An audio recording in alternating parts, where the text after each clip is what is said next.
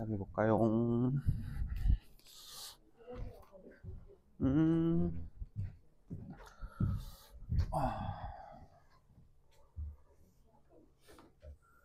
이 막상 방학이 시작되니까 방학 때면은 되게 열심히 막 할 것 같은데 막상 또 이 의지대로 안 되고 뭐 그런 부분도 좀 있을 것 같아요.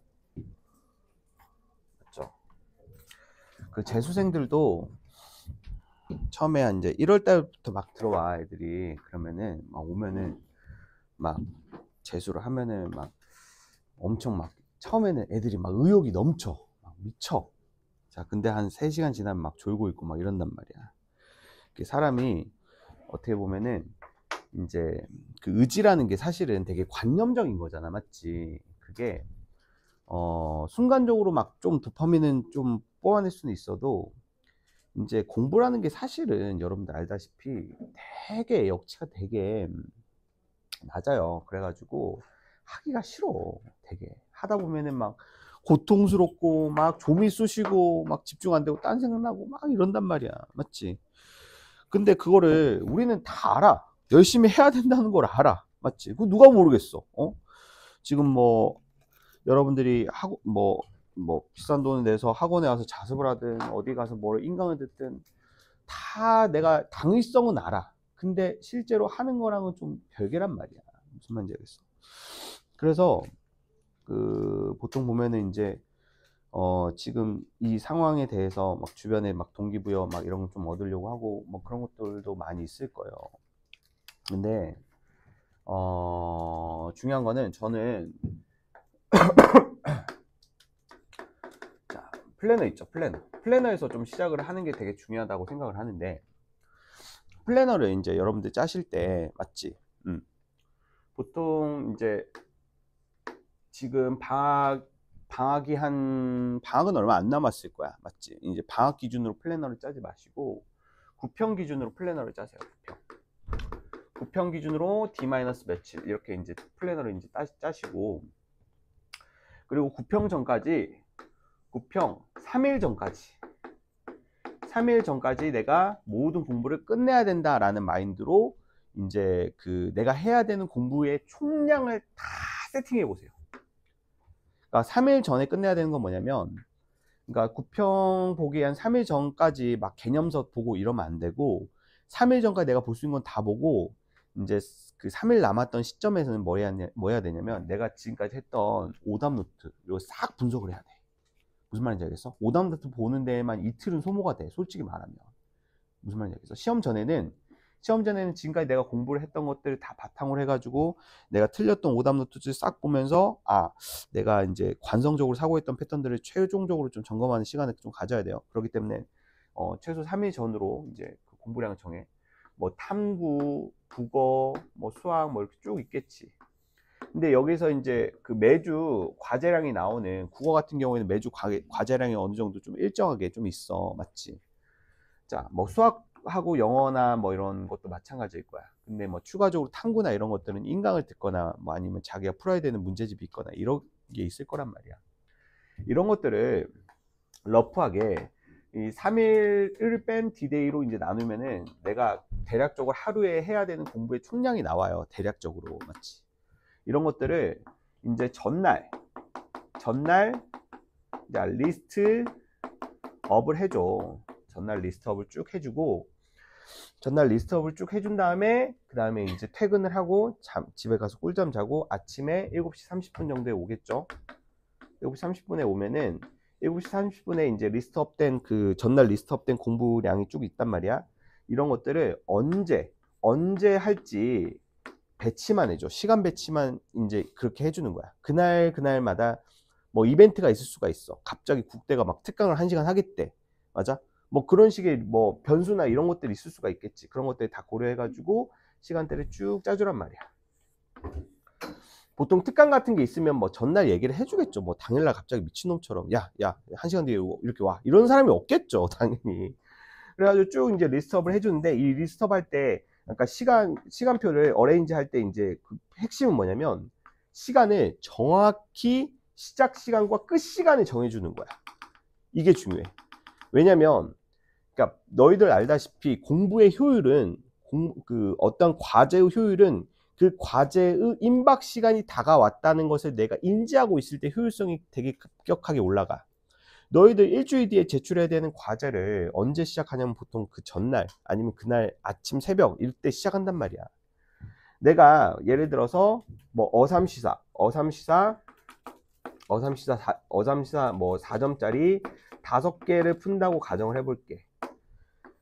자, 뭐 4점짜리 5개면은 보통 몇 분 잡고 풀어야 돼? 쉬운 4점이니까 보통 몇 분 잡아?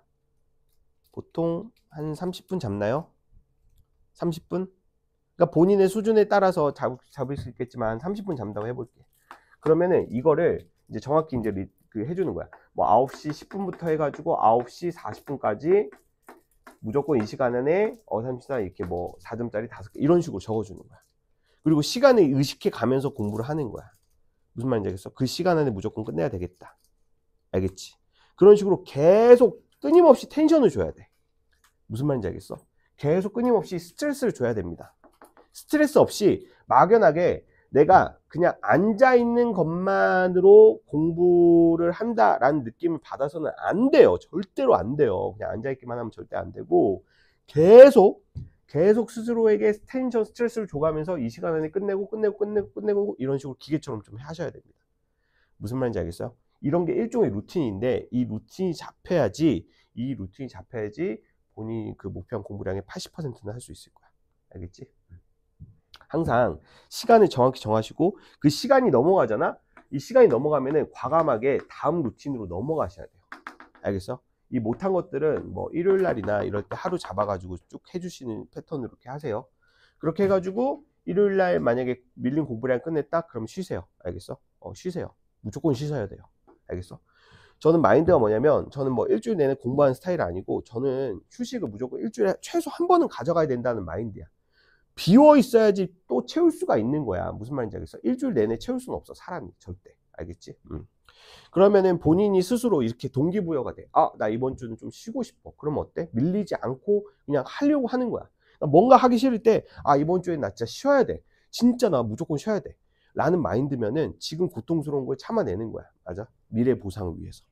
자, 그런 식으로 하루하루 좀 내가 변하기 위해서 지금 겪는 고통의 시간들을 감내해야 된다. 이런 마인드로 가셔야 됩니다. 알겠죠? 절대 시간은 돌아오지 않습니다.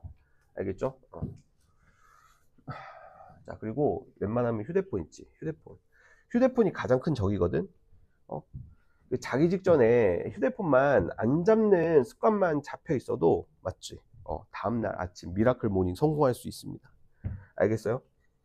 저도 할 거 많을 때는 진짜 집에 가자마자 핸드폰 그냥 충전해 놓고 아무것도 안 보거든. 그냥 애들 뭐 영상 보내줄 것만 보내주고 안 본단 말이야. 그냥 비행기 모드를 해놓고 그냥 바로 자. 맞지? 나도 핸드폰 보고 싶어. 나도 하루 종일 진짜 열심히 일하고 나면 나도 뭔가 도파민이 필요해. 나 이 나이 먹고도 그게 안 필요하겠니? 근데 진짜 나도 참는 거야. 맞지? 나도 참는 거야. 선생님도 힘들어. 제가 이제 지금 컨디션이 안 좋아서 요즘 병원에 다니거든요. 병원 다녀가지고 이제 월요일 날 갔다가 이제 이틀 간격으로 가는데 어제 갔을 거야. 어제 갔는데 조금 호전이 되긴 했는데 잘 낫진 않는다고 말을 많이 하시면 안 된대. 그래가지고 제가 직업 특성상 말을 많이 안 할 수가 없습니다. 선생님 어떻게 할까요? 이랬더니 직업이 뭔데요? 이렇게 물어봤는데 내가 뭐라고 답한 줄 알아? 저 상담사요. 이랬거든. 왜냐면 난 지금 수업보다도 상담하는 시간이 많아. 맞아? 난 강사라고 어디 가서 말을 못 하겠어. 맞지? 맨날 상담만 하니까. 주구장창 상담만 해요. 자, 되게 나도 힘들어. 나도 이제 감정은 전이 되는 거거든. 보면은 내가 그동안 이제 상담을 했던 친구들 보면은 이게 기운이 있어요. 맞죠? 감정은 전이 되는 거 알고 계시죠?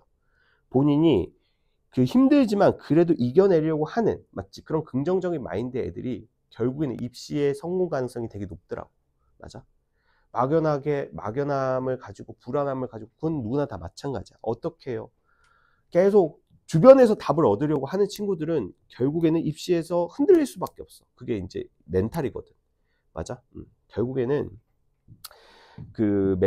그 모든 자존감의 근원은 자기에게 나온다고 생각을 하시고, 맞죠? 자기를 믿으세요. 알겠죠? 자기를 믿으시고 자기를 소중하게 생각한다면 지금 공부하는 시간 있죠? 그 지금 공부하는 시간, 내가 나 스스로를 변화시키기 위해서 내가 감내하는 고통이니까 이거를 스스로를 위해서 참을 수가 있어야 돼. 알겠지? 그래야지 자기의 가치가 올라가는 거야, 얘들아. 알겠어? 힘들지만 너희들은 꼭 그거를 이겨냈으면 좋겠어요. 알겠죠? 자, 봅시다. 어려운 지문이었어요.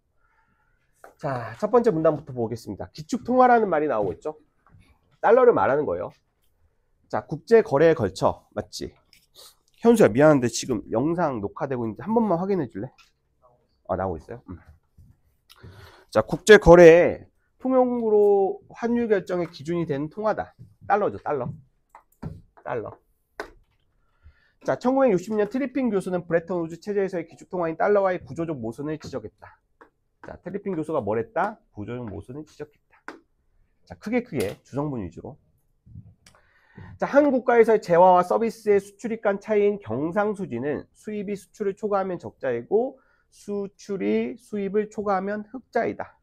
자, 일단은 경상수지의 개념 정확히 알아둡시다. 경상수지. 자, 한 나라에서 총 수입량에서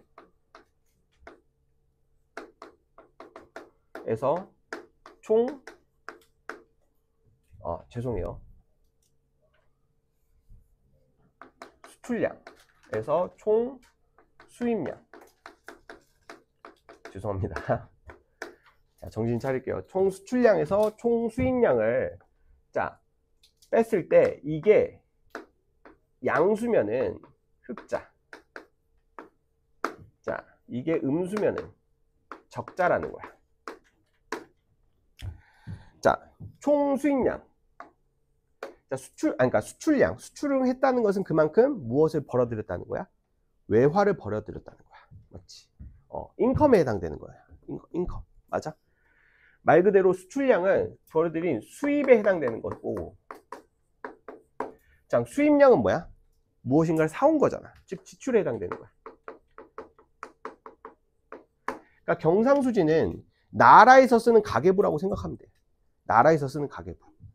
우리 그 나라에서 총 수입을 한 양, 수출을 한 양, 총 벌어들인 수입과 자, 무엇인가를 사들이기 위해서 지출한 금액을 뺐을 때, 자, 그게 양수면은 흑자, 음수면 적자라는 거야. 자, 그는 미국이 경상수지 적자를 허용하지 않아. 자, 문제는 뭐야? 미국이 경상수지 적자를 허용하지 않는데, 이 말은 뭐냐면, 자, 수출보다 수입이 양이 커지는 것을 허용하지 않는데, 그러면 경상수지 적자를 허용하지 않는다는 것은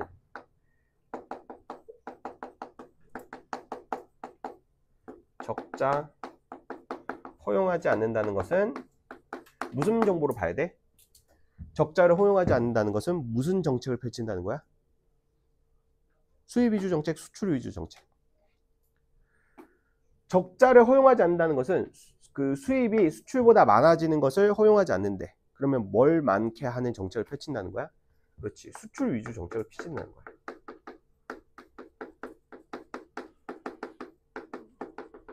수입은 줄이고 수출을 늘리는 정책을 추진한다는 거야. 오케이? 자,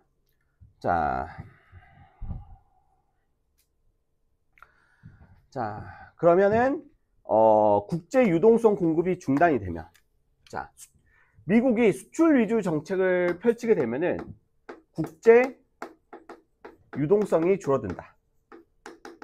자, 이게 무슨 말이냐? 잘 봐봐.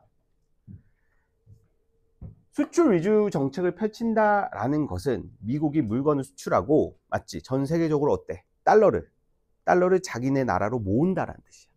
그럼 전 세계적으로 이제 펼쳐져 있던 뿌려져 있던 달러들은 어때? 총량이 줄어들게 되겠지. 맞아?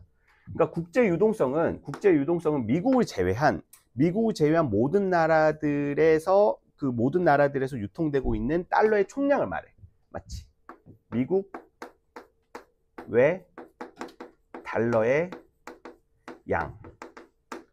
맞지? 미국을 제외한 다른 나라들에서 유통되고 있는 달러의 양. 그러니까 유동성이라는 것은 현금의 흐름이라고 생각하시면 돼요. 즉 현금 그 자체라고 보면 돼. 국제 유동성은 국제적으로 그 흘러가고 있는 달러의 양을 말하는 건데 그게 줄어들어. 왜? 이 새끼들이 어때? 수입은 안 하고 미국이 수입을 많이 해야지 그 반대급부로 달러를 전 세계적으로 많이 이제 유동성 많이 공급을 할 거란 말이야. 근데 수출 위주의 정책을 펼치니까 어때? 지들이 달러를 수급하는, 맞지? 그런 정책을 펼친다라는 거야. 이해되니? 자, 그러면은 세계 경제는 크게 위축될 것이라면서도 반면 적자 상태가 지속돼 달러가 과잉 공급이 되면, 봐봐. 자, 두 가지 케이스야. 경상수지를 적자를 허용하지 않으면 이러한 결과가 나타나고, 맞지? 그리고 적자가 지속된다. 적자가 지속된다는 것은 무슨 말이야? 총 수입량이 수출량보다 많아지는 게 계속 누적이 된다라는 말이야. 이것은 무슨 정책? 수입 위주 정책을 펼쳐. 수입 위주 정책을 펼친다는 것은 미국은 어때? 달러를 벌어들이기보다는 달러를 쓰는, 맞지? 정책을 많이 쓴다는 거예요. 자, 그러면 달러가 과잉 공급이 되겠죠. 이 말은 무슨 말이야? 국제 유동성이 늘어나겠지. 맞아? 그럼 전 세계적으로 달러가 많이 공급이 돼. 그러면은 어때? 준비 자산으로서 신뢰도가 떨어진대. 준비 자산은 무슨 말이야? 자, 우리가 어떠한 특정 독서 지문을 어렵게 느끼는 것은 딱 하나야. 정보량이 많다고 생각하는 거야. 근데 정신 똑바로 차리고 보면은 다 같은 말이 반복이거든. 맞아? 유동성 결국엔 뭐야? 달러의 양을 말해. 자, 준비 자산 이것도 무엇을 의미해? 달러를 의미해. 무슨 말인지 알겠어? 결국 같은 말이야. 같은 말인데 계속 다른 표현을 씀으로써 정보량을 많게끔 하는 착시 효과를 불러일으킨다는 거야. 준비 자산으로서의 신뢰도가 더 저하되고, 이 말은 무슨 말이야? 그렇지. 달러의 가치가 떨어진다는 거야. 맞지? 공급되는 달러의 양이 많으면, 통화량이 많아지면은 통화량의 가치는 떨어지게 되는 거야. 아까 배웠잖아. 무슨 말인지 알겠어? 반대로 그럼 국제 유동성이 줄어들게 된다고 한다면 달러의 가치는 올라가게 됨으로써 세계 경제는 위축돼. 맞아? 이거는 정확히 그 반대의 상황인 거고. 그리고 고정 환율 제도도 붕괴될 것이라고 말했다. 즉 뭐 했다는 거야? 예측했다는 거야. 이게 바로 뭐야? 트리핀 딜레마야. 맞지? 미국은 어때? 경상수지 적자를 허용할 수도 없고 그렇다고 적자를 지속할 수도 없어. 맞아? 그렇다고 해가지고 0이라는 균형을 계속 유지할 수는 없잖아. 맞지? 어떻게 0을 유지해? 자, 이게 트리핀 딜레마다. 됐어? 자, 이런 트리핀 딜레마가 발생되게 된, 자, 과거의 흐름을 좀 설명을 한번 해보자. 이러한 트리핀 딜레마는 국제 유동성 확보와 달러의 신뢰도 간의 문제이다. 자, 국제 유동성 확보와 달러의 신뢰도. 그렇지. 국제 유동성 확보와 달러의 신뢰도 간의 문제다라고 설명을 해주고 있죠. 국제 유동성이란 국제적으로 보편적인 통용력을 갖는 지분 수단을 말하는데, 자, 국제 유동성의 기준이 기역, 니은 이렇게 계속 변화했다는 거죠. 맞지? 첫 번째, 국제 유동성을 담당을 했던 군본위 체계에서는 금이 국제 유동성의 역할을 했으며 각국의 통화 가치는 정해진 양의 금의 가치에 고정이 되었다. 자, 각 국가의 통화 가치는 정해진 금의 가치에 고정이 됐고 국가 간 교환 비율인 환율은 자동적으로 결정이 되었다. 이 말을 이해해 보자. 자, 유동성에 관련해서 근본위 체계. 자, 근본위 체제에서는 각국이 보유한 금의 양에 따라서 각국의 화폐 가치가 고정이 됐어. 자, 봐봐. A국, B국, C국이라고 세 개의 나라가 있다고 가정을 해볼게. A국, B국, C국의 세 나라가 있다고 한다면 A국이 보유하고 있는 금의 양, B국이 보유하고 있는 금의 양. 그러니까 A국, B국, C국 각국이 보유하고 있는 금의 양에 해당되는 화폐를 각각 찍어냈다는 거야. 그러니까 각국이 보유하고 있는 금의 양에 해당되는 양만큼 각국은 화폐를 찍어냈어. 그렇기 때문에 각국의 화폐는 결국 각국이 보유하고 있는 금의 양에 따라서 결정이 되겠지. 그러면 각국의 화폐 환율은 어떻게? 자동으로 결정이 되는 거야. 무슨 말인지 알겠어? 자동으로 결정이 돼. 됐어? 자, 이후 브레턴 우즈 체제에서는 국제 유동성으로 달러화가 추가되고 금환 본위제가 되었다. 금환 본위제. 자, 금환 본위제. 자, 금을 뭐로? 자, 태환을 하는 거야. 태환. 즉 현금으로 바꿔서 그 가치를 바꿔서 유동성을 확보시키는 거야. 자, 1944년에 성립된 이 체제는 맞죠? 미국의 중앙은행의 금태환 조항에 따라서 금 1온스와 35달러를 언제나 맞교환을 해줘야 된다는 의무를 지게 했다. 여기서 생략된 정보는 뭐야? 자, 여기서 생략된 정보는 이제 2차 세계대전이 이제 끝날 즈음이죠. 이때는 그 전 세계적인 금이 다 미국으로 다 흘러 들어간 상태예요. 그래서 자, 여기 금환 본위제는 자, 미국이 있고 미국이 보유하고 있는 금의 양에 해당되는 자, 금의 양에 해당되는 달러를 어때? 생산해내는 거야. 미국이 찍어내는 거야. 금본위 체제에서는 각국이 보유하고 있는 금의 양에 맞게끔 각국이 자국의 화폐를 찍어내서 그것을 국제거래에 사용을 했다는 거야. 근데 금환 본위제에서는 자, 모든 전 세계적인 금이 다 미국으로 흘러 들어갔어. 대부분의 금이. 맞지? 그래서 미국은 자, 자신들이 이제 그 보유하고 있는 금의 양에 해당되는 달러를 자, 1온스당 35달러. 이게 뭐야? 고정 비율이지. 고정 비율. 이렇게 고정 비율로 달러를 찍어낸 거야. 맞지? 자기들이 보유하고 있는 금의 양만큼에 해당되는 달러를 고정 비율로 찍어냈어.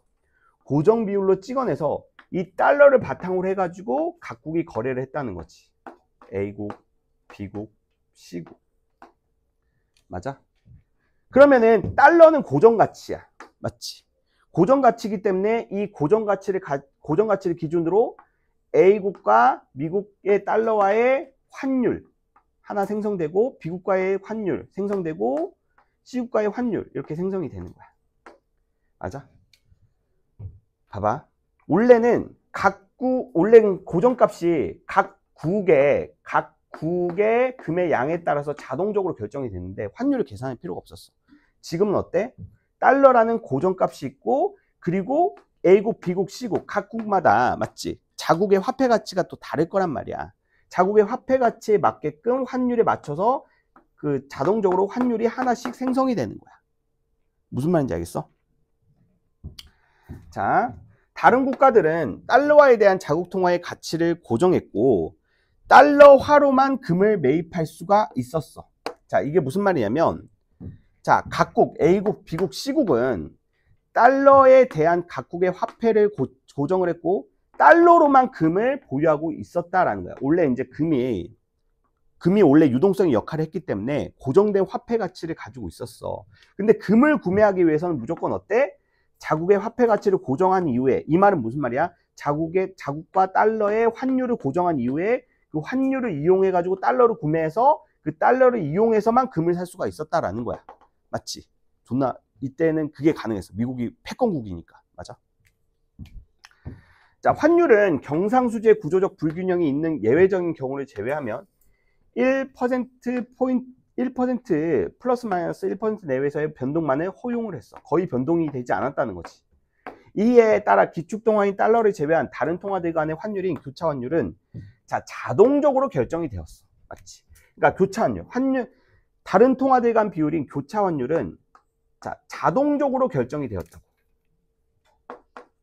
그러니까 자동적으로 결정이 되었다라는 것은 어때? 계산을 할 필요가 없었다라는 거지. 무조건 얘네 A국은 달러로 바꿔서 A국은 달러로 바꾸어서 그러니까 모든 그 국제 거래는 달러로 바꾸어서만 거래가 됐기 때문에 각국 간의 환율, 교차 환율을 계산할 필요가 없었다라는 거야. 자, 1970년대 초 미국은 자, 여기서부터 포인트지. 경상수지 적자가 누적되기 시작하고 달러화가 과잉 공급돼요. 그렇지. 경상수지 적자가 누적됐다. 달러가 과잉 공급됐다. 이해를 해볼 수가 있겠지. 맞아? 자, 미국의 금 준비량이 급감했어. 자, 이해할 수 있겠어? 자, 미국의 달러가 과잉이 공급됐다는 것은 전 세계적으로 어때? 국제 유동성이 늘어났다는 거야. 전 세계적으로 보유하고 있는 달러의 양이 늘어났어. 그러면은 미국도 어때? 그 전 세계적으로 지금 유통되고 있는 달러의 양에 해당되는 금의 양을 보유하고 있어야 되는데, 근데 얘네들은 지들이 보유하고 있는 금의 양보다 더 많은 달러를 찍어내서 어때? 유동성 공급을 했다라는 거야. 그래서 어느 순간 보니까 어때? 달러와의 금태환 의무, 달러를 금으로 교환해줘야 되는 의무를 감당할 수 없는 상황에 도달했다는 것은 자기들이 보유한 금보다 더 많은 달러를 찍어내서 언젠간 전 세계 국가가 갑자기 달러를 싸들고 미국에 와가지고 금으로 교환해주세요 하면은 그만큼의 달러를 금으로 교환해주지 못할 수준에 이르렀다라는 거야. 자, 이를 해결할 수 있는 방법은 달러의 가치를 내리는 평가절하 또는 달러화에 대한 여타국 통화의 환율을 하락시켜 그 가치를 올리는 평가절상이었어. 자, 이러한 달러의 과잉 공급 문제 해결을 위해서는 두 가지가 있었대. 첫 번째, 자, 뭐의 평가절하? 그렇지. 달러화의 평가절하. 그 다음에 여타국 통화에 대한 평가절상. 정확히 이해를 해보자. 자, 이러한 달러의 과잉 공급 문제를 해결하기 위해서는 두 가지 해결책이 있었는데, 달러화의 평가절하. 이 말은 무슨 말이야? 달러의 절대적인 가치를 낮추는 거야. 맞아? 즉, 원래는 1온스당 35달러의 고정 교환 비율을 가졌는데, 달러 평가절하를 시도하게 되면은 1온스당 교환되는 달러의 양이 늘어나게 돼, 줄어들게 돼. 늘어나게 돼, 줄어들게 돼. 줄어들어? 자, 생각을 해봐. 달러의 가치를 떨어뜨려야 돼. 그렇지. 1온스당 교환되는 달러의 양이 많아져야 되겠지. 그래야지 달러의 가치가 떨어지는 거지. 이거를 재화라고 생각을 해봐. 하나의 물건이라고 생각을 해봐. 자, 돈의 가치를 떨구려면은 그 돈과 교환되는 재화와 교환되는 돈의 그 양을 늘려야 돼.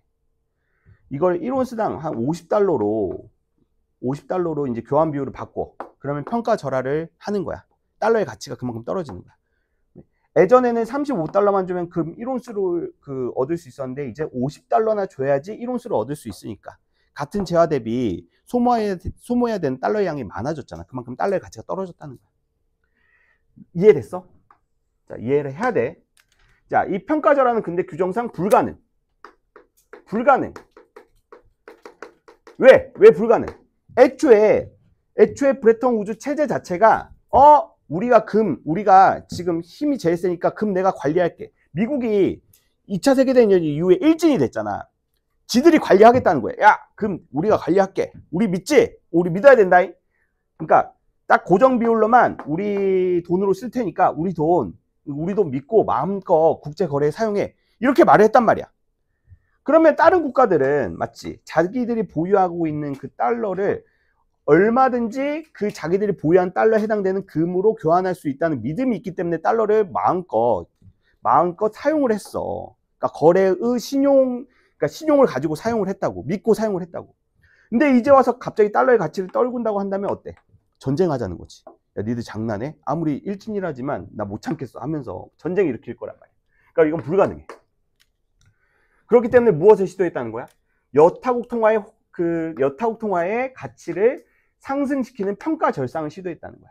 그러니까 평가절상을 시도했다는 것은 아까 전에 얘기했던 거 기억나? 자, 환율은 달러의 가치와 비례하는 개념이기도 하지만 자국통화의 가치와 반비례한다라는 개념 기억나? 맞아? 그 해당 그 환율, 그 달러를 사용하는 국가의 통화 가치가 떨어지면은 환율이 올라가거든. 즉 달러의 가치가 올라가거든.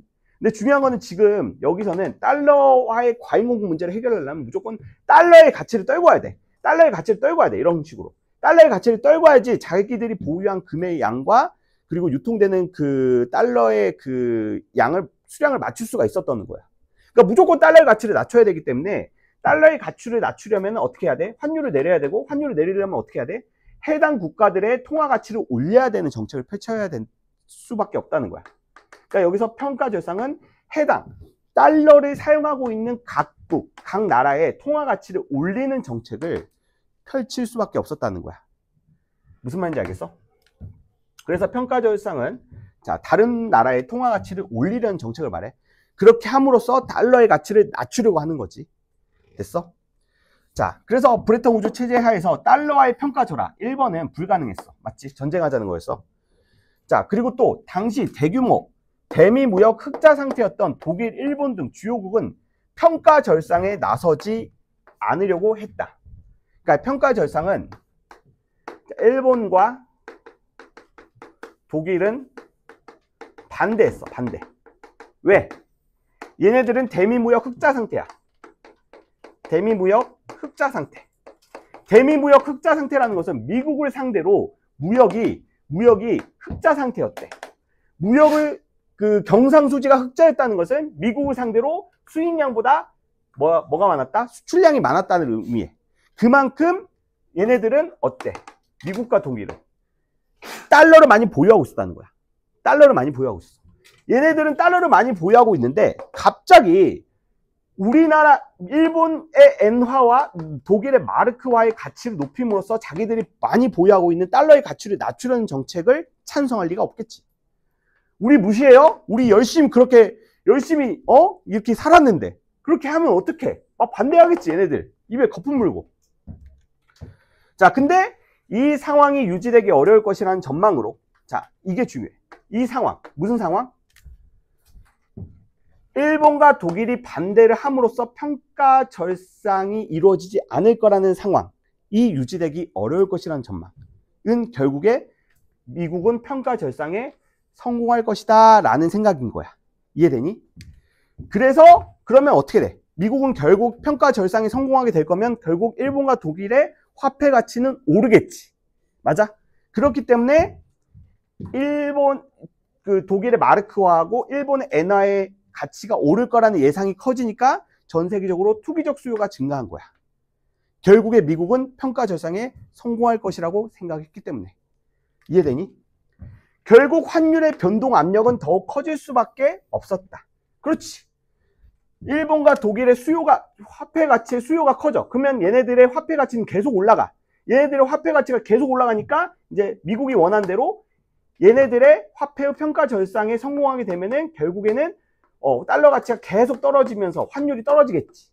그러면서 얘네들이 이제 의도했던 대로, 맞지? 의도했던 대로 흘러가게 될 거란 말이야.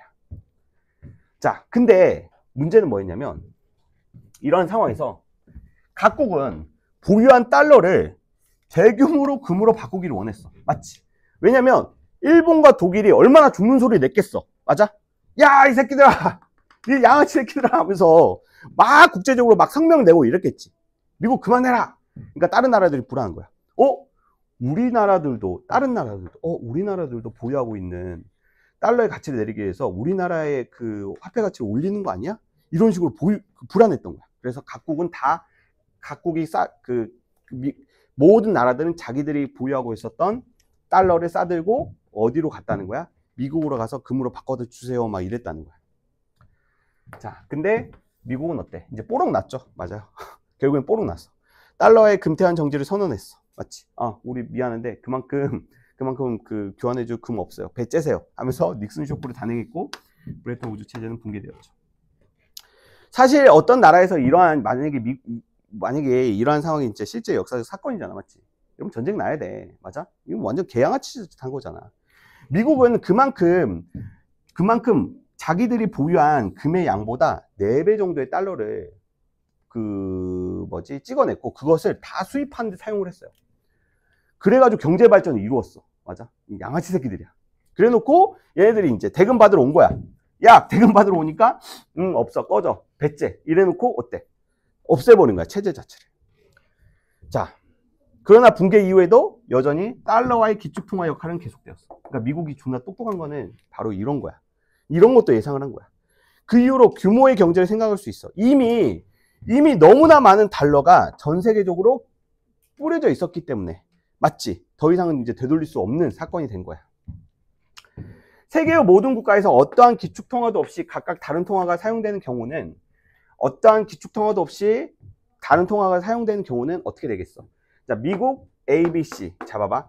기존에는 미국이란 나라의 기축통화 하나를 가지고 이제 경우의 수를 생각을 했으면은, 자, 이렇게 세 개의 경우의 수밖에 없었는데, 지금은 어때? 기축통화가 없으면 미국 A, B, C 하면은 어때? 이 네 개 중에서 두 개를 짝짓는. 맞지? 확률로 따지면 뭐야? 4, C, 2? 이만큼의 경우의 수가 나타난다는 거야. 무슨 말인지 알겠어? 기존의 그 환율의 경우의 수보다 더 많아질 수밖에 없지. 중요한 거는 뭐가 발생을 해? 거래 비용이 발생을 해. 맞아? 거래 비용이 발생을 해. 그렇기 때문에 그 거래 비용이 발생되는 그 부담을 줄이기 위해서 어쩔 수 없이 어때? 달러를 계속 사용을 하자. 이렇게 지금까지 이어져 오고 있었다는 거야. 자, 이 지문은 얼마나 미국이 폐악질을 했는지를 보여주는 그런 지문입니다. 무슨 말인지 알겠어요? 지금도 미국 폐악질하고 있죠? 맞아? 트럼프 막 관세로 정말 폐악질하고 있잖아. 맞아? 환율, 관세, 올해 진짜 나오기 정말 좋은 지문이야. 아니면 채권. 자, 환율하고 채권에 그 초점화 시켜가지고 관련된 모든 지문들 볼 수 있는 대로 최대한 보고 들어갈 거야. 9평 전까지. 9평이 안 나온다. 수능이 나올 겁니다. 알겠어? 자, 요거는 브레턴 체제 붕괴 이후의 세계 경제 위축에 대해서, 자, 브레턴 체제 붕괴까지 예측을 한 거야. 그 이후에 대해서는 어떠한 정보도 나와 있지 않아. 딱 브레턴 체제 자체만 그 위기를 경고했지, 그 이후에 대해서는 전망을 한 게 없어. 맞지? 자, 2번부터 보자. 닉슨 쇼크가 단행된 이후에 달러와의 고평가 문제를 해결할 수 있는 달러와의 평가 절하가 가능했다. 왜냐면 봐봐, 달러와의 평가 절하가 가능했다는 것은 기존의 달러와의 평가 절하가 불가능했던 건 뭐야? 이것 때문에, 금태환 의무 때문에. 맞아? 금의 양과 달러의 고정 비율이 있었기 때문에 어때? 미국은 직접적으로 달러의 가치를 조정할 수가 없었어. 근데 이게 지금 붕괴됐잖아. 그럼 직접적으로 어때? 달러의 가치를 정할 수 있었다는 거야. 달러의 평가 절하를 할 수가 있었다라는 거야. 2번, 브레턴 우드 체제에서 마르크화와 엔화의 투기적 수요가 증가한 것은 이들 통화의 평가 절상을 예상했기 때문이다. 그렇지. 3번, 금의 생산량 증가를 통해 국제 유동성 공급량이 증가하는 트리핀 딜레마 상황을 완화하는 한 가지 방법이 될 수 있다. 만약에 트리핀 딜레마 상황에서, 맞지? 미국이 보유하고 있는 금의 양이 원래 고정된 값이 아니라 계속 늘어날 수가 있었어. 그럼 어때? 이 문제가 해결될 수가 있었겠지. 맞아? 보유하고 있는 금의 양이 늘어날 수 있었다고 한다면, 그러면은 이 문제를 해결할 수 있는 하나의 방법이 될 수가 있었겠지. 맞아? 자, 문제는 금의 양은 고정되어 있는데 달러는 계속 공급이 되는 그 문제점 때문에 이 일들이 발생을 한 거잖아. 4번, 트리핀 딜레마는 달러화를 통한 국제 유동성 공급을 중단할 수도 없고 공급량은 무한정 늘릴 수 없는, 자, 그런 상황을 의미해. 맞아?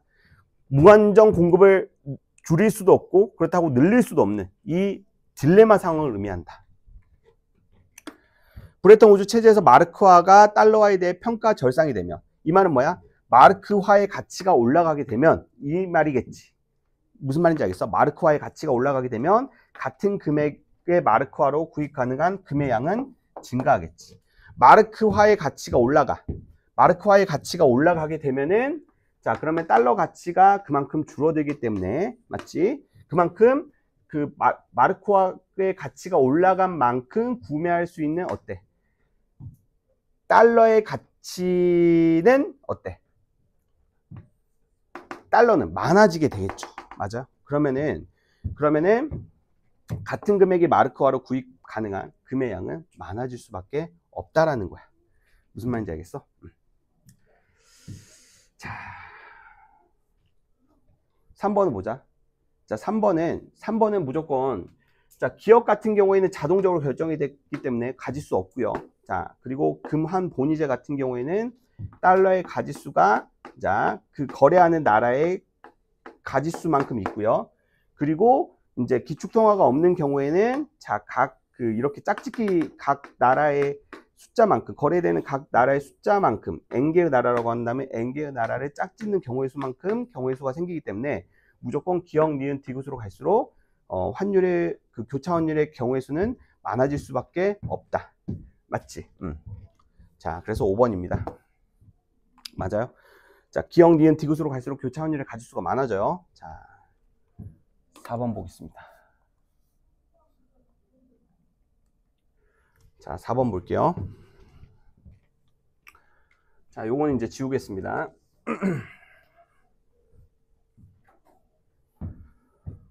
자, 브레턴 우주 체제가 붕괴된 이후 두 차례 석유 가격 급등을 겪으면서 지금 보니까 A국은 기축통화를 사용하는, 즉 미국이라는 것을 알 수가 있죠. 맞아요? 자, 중요한 건 얘네들의 뭐가 인상되고 있다? 금리가 인상되고 있다. 그러니까 A국의 금리가 인상되고 있다는 것은 A국의 달러, 그 기축통화인 A국의 화폐인 뭐 달러의 가치가 오르고 있다라고 이해를 해봐야 돼. 자, 달러. 자, 달러의 가치가 지금 올라가고 있는 상황인 거야. 맞아?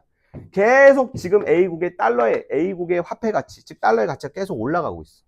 그래서 높은 금리로 인해서, 맞지?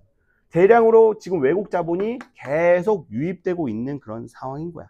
맞아?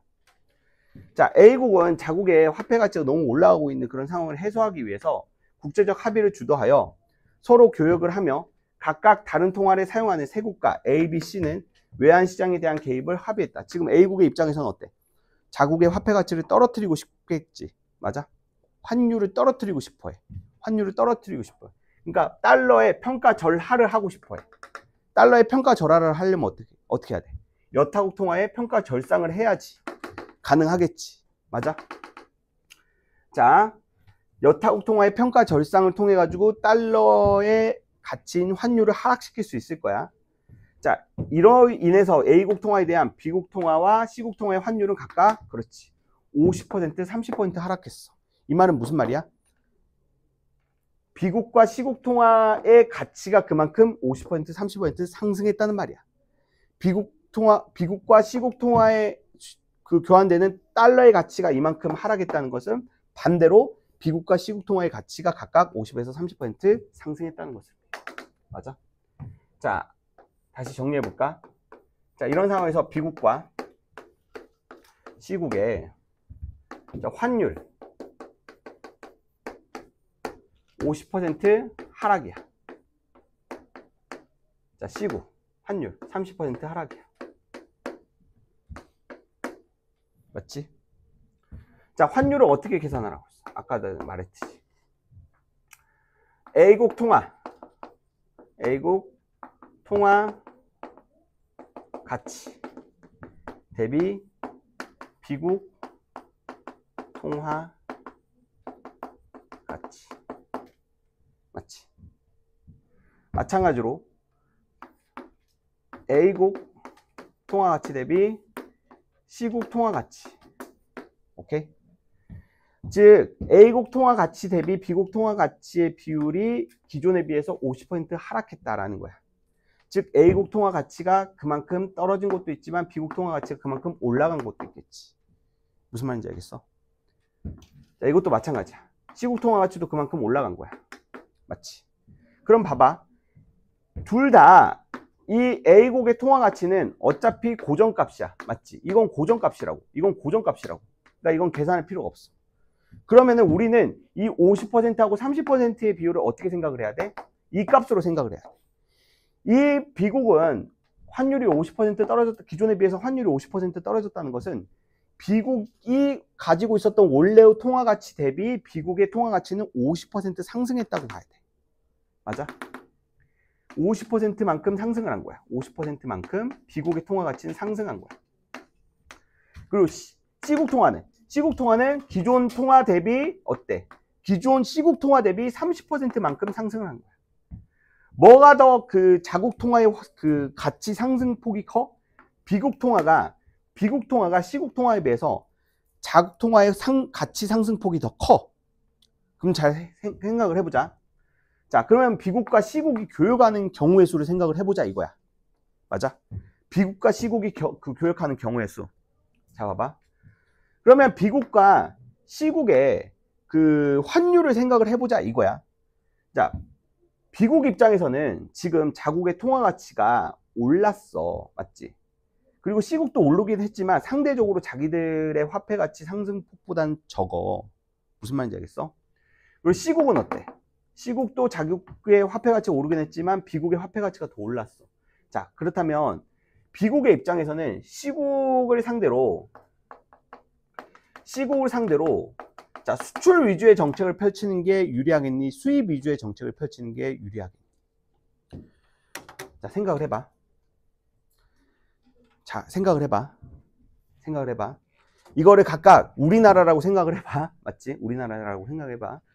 아까 우리나라의 통화 가치가 올랐어. 맞아?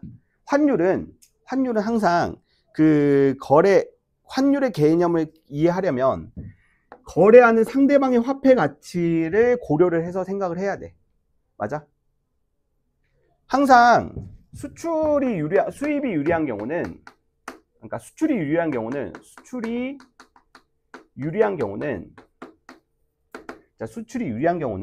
맞지? 거래 대상 나라의 화폐 가치가 높을 때 수출이 유리해. 이해되지? 아까 전에 말했잖아. 환율이 오르게 되면은 수출업이 유리하다고. 맞아? 즉 수출이 유리하려면 거래 대상이 되는 나라의 통화 가치가 오르면 오를수록 우리가 미국을 상대로 수출했을 때 미국의 화폐 가치가 오르게 되면 유리한 거라고. 맞아? 그리고 수입이 유리한 경우는 어때? 그렇지. 거래 대상 자국의 화폐 가치가 높아지게 되면 자국의 화폐 가치가 상대국에 비해 높으면 수입이 유리해. 무슨 말인지 알겠어? 우리나라 화폐 가치가 높으면 환율이 낮아지겠지. 그럼 수입이 유리하다고. 자, 그럼 봐봐. B국하고 C국의 사이. B국은 자국의 화폐 가치가 C국에 비해서 늘어났어. 그러니까 자국의 화폐 가치가 늘어났으니까 얘네들은 C국 상대로 수입이 유리해. 맞아? 자, C국은 어때? C국도 화폐 가치가 상승했지만 B국은 어때? 기존의 B국의 화폐 가치보다 더 많이 상승을 했어. 맞지? 그러니까 얘네들은 수출이 유리하다고. 각국을 상대로. 그러니까 B국은 C국 상대로 수입을 하는 게 유리하고 C국은 B국 상대로 어때? 수출을 하는 게 유리하다는 거야, 각각. 됐어? 자, 이랬을 때 각각 B국은 C국 상대로 수입 위주의 정책을 펼쳤을 때 경상수지 흑자가 될 가능성이 높고, 그리고 C국은 B국 상대로 수출을 했을 때 수출 위주의 정책을 펼쳤을 때 경상수지 흑자가 될 가능성이 높다는 거야. 됐어? 자, 3번, 1번, 2번은 자, 1번, 2번은 이제 중요하지 않고요. 여러분들이 판단할 수 있을 거야. 자, 이 지문은 이 문제는 3번하고 4번이 핵심이야. 이 문제의 본체는 3, 4번이야. 1, 2, 5번은 너희들이 그냥 한 2번, 3번 보면 이해할 수 있어. 다른 모든 조건이 변하지 않았다면 국제적 합의로 인해서 A국 통화에 대한 B국 통화의 환율과 자, A국 통화에 대한 B국 통화의 환율 보자. A국, 즉 달러 대비 B국 통화의 환율은 어떻게 됐어? 떨어졌지. 맞아? A국 통화에 대한 B국 통화의 환율은 50% 떨어졌어. 이건 이해되지? 이건 쉽게 이해가 가. 근데 B국 통화에 대한 C국 통화의 환율. 자, 이렇게 이해를 해보자. A국 통화에 대한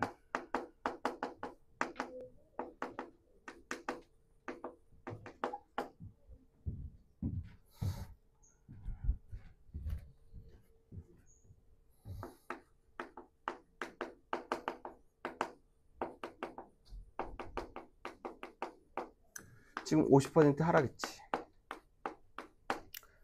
자, 50% 하락했어. 자, A국 통화에 대한 B국 통화의 환율이 50% 하락했다는 것은 B국 통화 대비 A국 통화의 가치가 50% 떨어지고 B국 통화의 그 화폐 가치가 50% 상승했다는 것을 의미해. 이 문장의 의미를 그대로 이해를 해보자. B국 통화에 대한 C국 통화의 환율은 어떻게 생각을 해볼 수 있을까? B국 통화 가치 대비 C국 통화 가치의 비율은 어떻게 될까? 오히려 어때? B국 통화 대비 C국 통화의 가치는 오히려 B국은 기존에 비해서 어때? 상승을 했어. 상승폭이 더 커. C국에 비해서 자국 통화의 가치의 상승폭이 크기 때문에, 맞지? 그렇기 때문에 B국 통화에 대한 C국 통화의 환율은 어때? 상승했다. 이렇게 봐야 돼. 상승했다. 맞아? 자, A국 통화에 대한 B국 통화의 환율이 50% 떨어졌다는 것은 A국 통화의 가치가 50% 하락했다는 것을 의미해.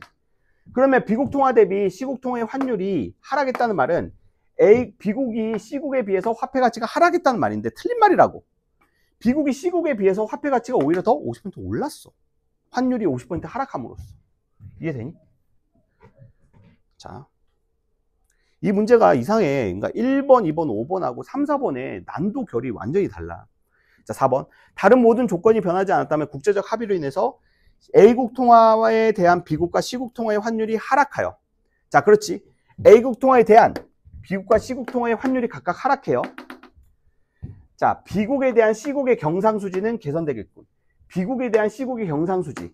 자, 봐봐.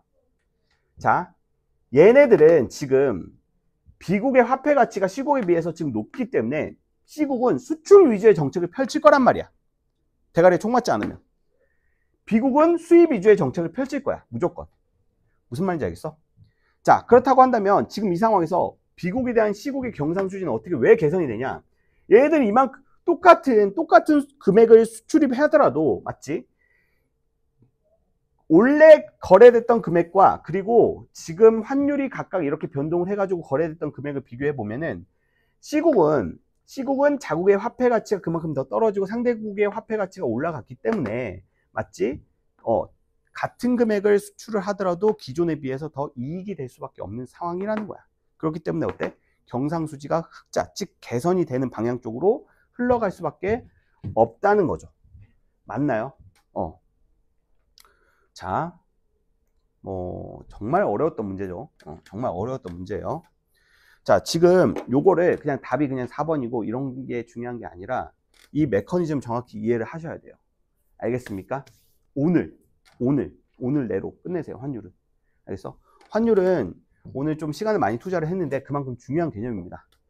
자, 점심 먹으면서도 계속 환율 좀 생각을 해보고 제가 했던 거랑 고민을 해보시면서, 자, 이해가 안 되시면은, 맞죠? 오늘 뭐 질답을 통해서라도, 맞죠? 해결을 꼭 하시기 바랍니다. 질질 끌지 마시고.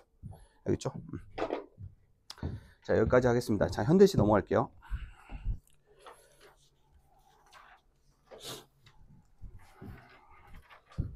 자, 현대시는, 자, 보자.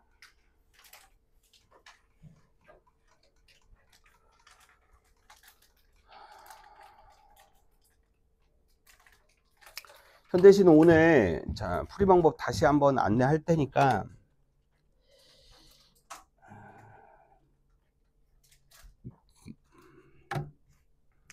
같이 보도록 하자.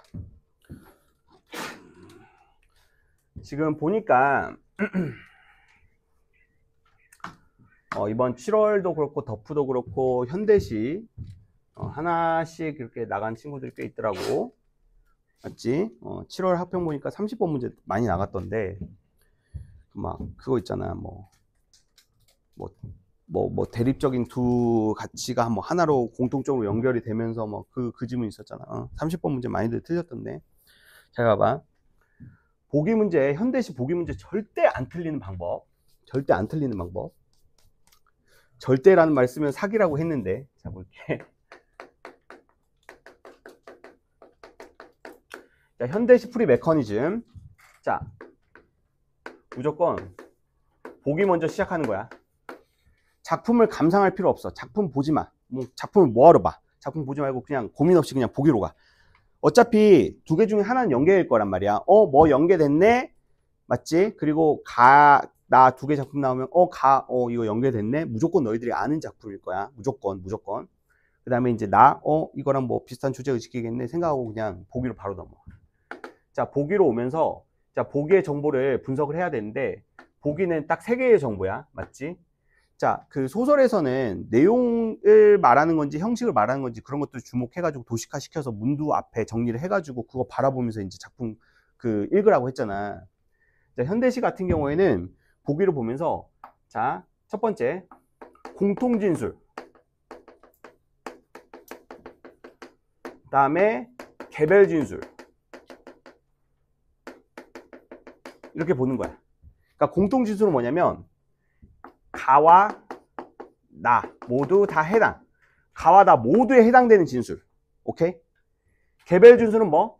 가에만 해당되는 진술. 그 다음에 나에만 해당되는 진술. 맞지? 이걸 구분해서 읽는 거야. 알겠어? 자, 그러면 우리가 총 파악해야 되는 정보는 몇 개야? 하나, 둘, 셋. 3개인 거야. 공통진술. 여기서는 어때? 공통진술이 가와 나는 모두 현실, 부정적 현실을 비판하는 작품이래. 부정적 현실이라는 이미지가 나온대. 맞지? 그리고 이제 가에 대한 진술이 있고 나에 대한 진술이 있어. 맞지? 물질 문명의 허위와 병폐. 물질 문명의 허위와 병폐에 물들어가는 공동체가 농경 문화의 전통의 바탕을 두고 누가 봐도 어때? 이거는 부정적이고 이거는 뭐야? 공동체, 농경 문화, 전통. 이건 긍정적인 이미지야.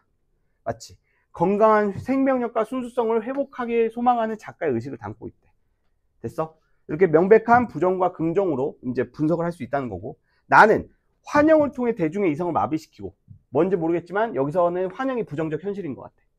대중의 이성을 마비시키고 대중을 획일적으로 길들이는 권력의 기만적 통치술에 대한 비판의식을 담고 있대. 됐어? 자, 이런 식으로 공통진술과 개별진술을 구분을 해. 공통진술을 바탕으로 해가지고 개별진술을 봐도 되고, 공통진술과 개별진술은 뭐 따로 봐도 상관없는데, 뭐 이런 것들은 그냥 중요한 게 아니야. 여기서 중요한 거는, 봐봐. 이제 보기에 이제 선지 분석을 할 건데, 선지를 분석할 때 이 메커니즘으로 가야 돼. 선지들은 항상 다 이렇게 되어 있어. 가에서 차라리 어쩌다 하자는 관여의 권한을 다 끊어주시고. 자, 앞부분은 A라고 할게. A는 B를 보여주는 건 이렇게 간단 말이야. 맞지? 선지는 A, 즉 지문의 작품의 특정한 구절은 맞지? B라는 보기의 해석과 연결이 된다. 이런 식의 메커니즘이야, 항상. 됐어? 자, 그러면 우리는 어떻게 판단하는 게 가장 빠르게 판단하는 거냐면, 일단은 B가 일단 보기에 있는지, 공동체 터전을 확장해서 순수성을 지켜나가려는 그 내용이 있는지를 확인해야 돼.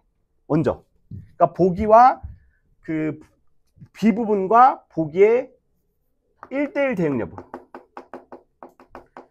1대1 대응 여부를 봐야 되는데, 여기서 포인트는 뭐야? 1대1이야.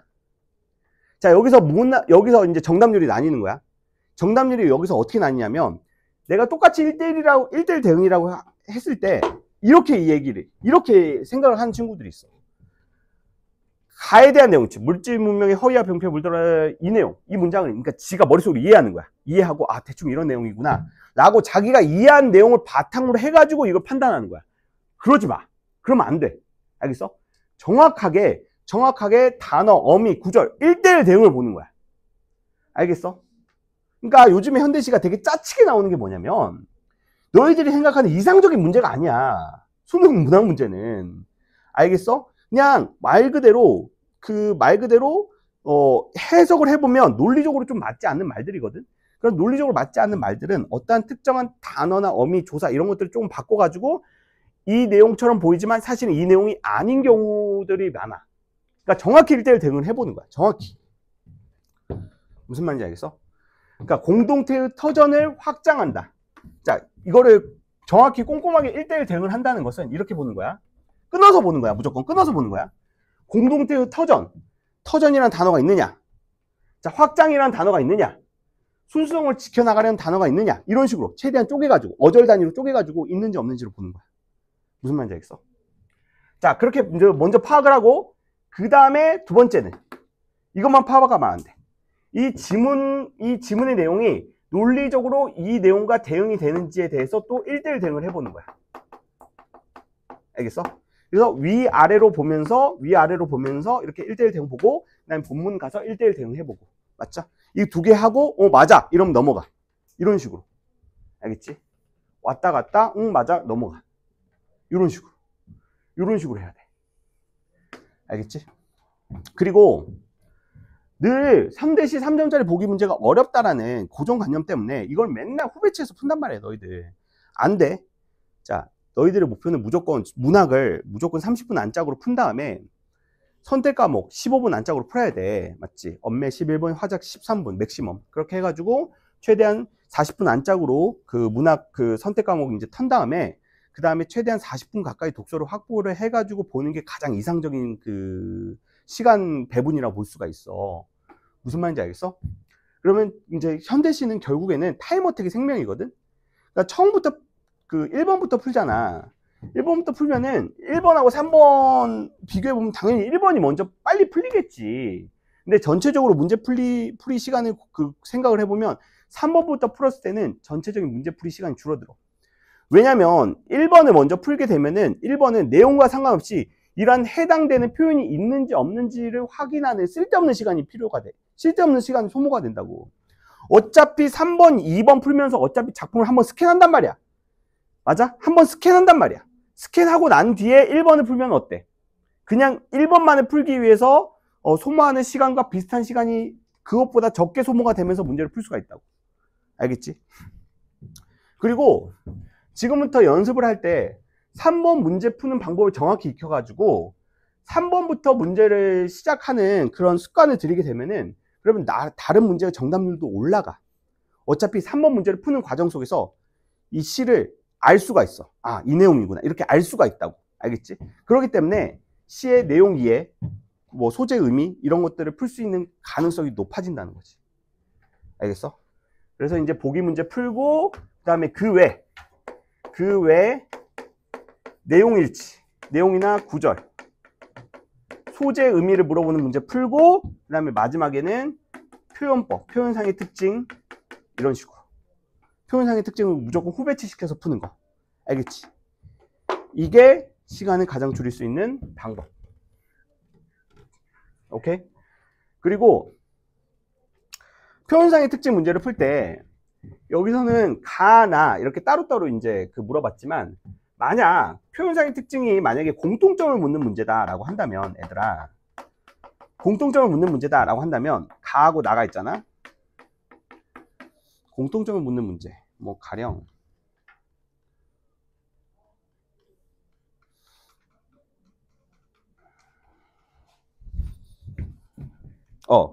이런 식으로 가다의 공통점을 묻는 문제다라고 한다면 이거는 한 번에 세 개를 보는 게 아니라고 했지. 무조건 우리가 보기 문제 하나 풀었을 거란 말이야. 맞아? 보기 문제 하나 풀면서 자 기준이 되는 작품이 하나 있을 거야. 가장 잘 이해가 되는 작품이 하나가 있을 거야. 가장 많이 본 작품이 있을 거란 말이야. 그 작품 기준으로만 털어. 알겠어? 그 기준으로만 해당되는 작품 털고 나서 한 선이 한 2개 정도 남겠지. 그러면 다음 작품 이런 식으로 풀어. 알겠어? 무조건 3개를 한 번에 보려고 하지 마. 시간 오래 걸려. 알겠어? 하나 이렇게 털면은 금방 풀려. 진짜. 알겠지? 이건 고전 시가도 마찬가지야. 자, 됐어? 그래서 표현상의 특징의 공통점은 자, 원 바이 원 전략. 원 바이 원. 알겠습니까? 자, 한 2세트 풀어볼까요? 일단은.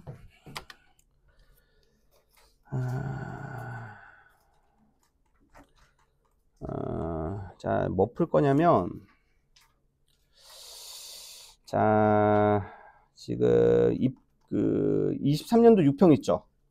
23년도 6평, 그 다음에 23년도 수능,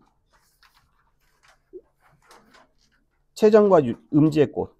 자, 이거 2개 풀 겁니다. 이거 2개 풀 거고, 자, 시간은 3분 30초씩 해서 총 7분. 7분이면은 적당해요. 현대시는 무조건 문항당 1분 10초 정도로 생각하고 문제 평상시에 풀고 이러시면 돼요.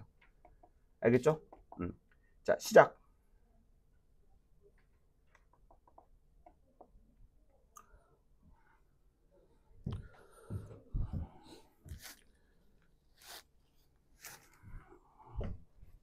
왔다 갔다 왔다 갔다 왔다 갔다.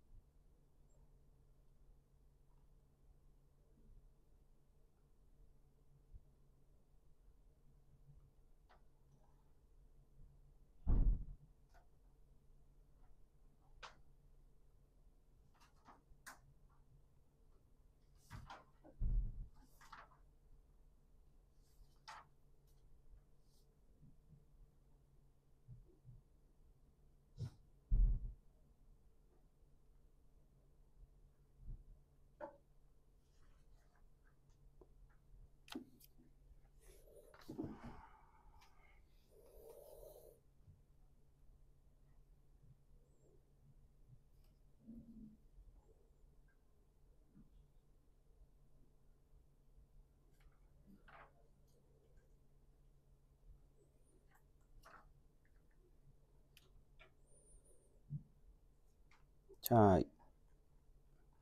7페이지 23번, 그 7페이지 11번 있죠. 기억 미음의 시적 기능에 대한 이해. 자, 리을이 있죠. 리을 밑줄이 없죠. 많은 손님들이 밑줄이고요. 미음은 빛나는 생명의 양상이 밑줄이에요. 밑줄이 안 쳐져 있네요. 이해되셨죠?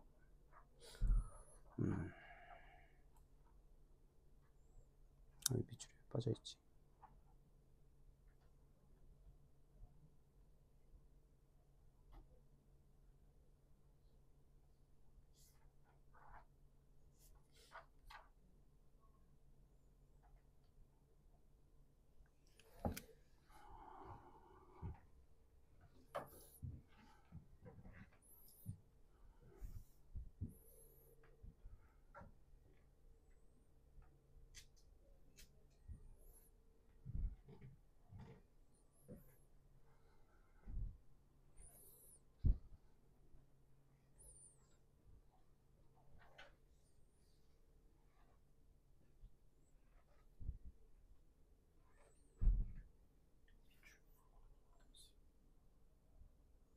많은 손님들, 많은 손님들, 많은 손님들, 빛나는 생명의 향상.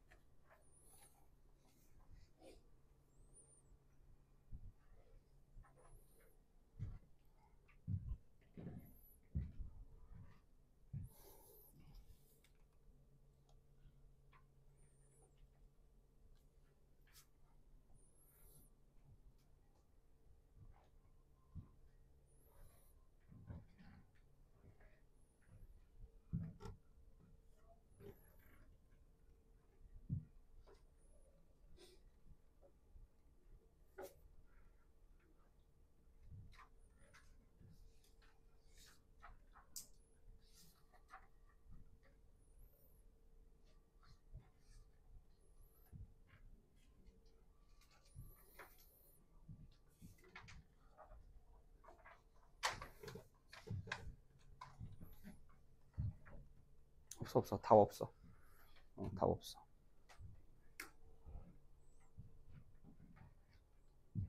자, 이거는 어차피 오늘 다 못해서 오늘 못 푼 것들은 수요일 날까지 풀고 수요일 날 다 같이 모였을 때 같이 할 거야.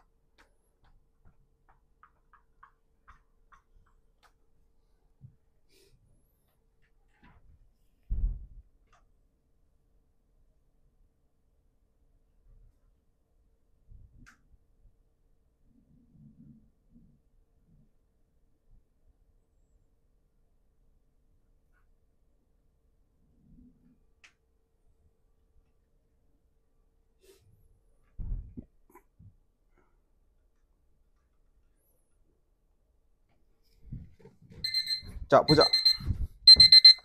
자, 지금 시간 안에 못 들어온 친구들도 있죠? 타이트하죠?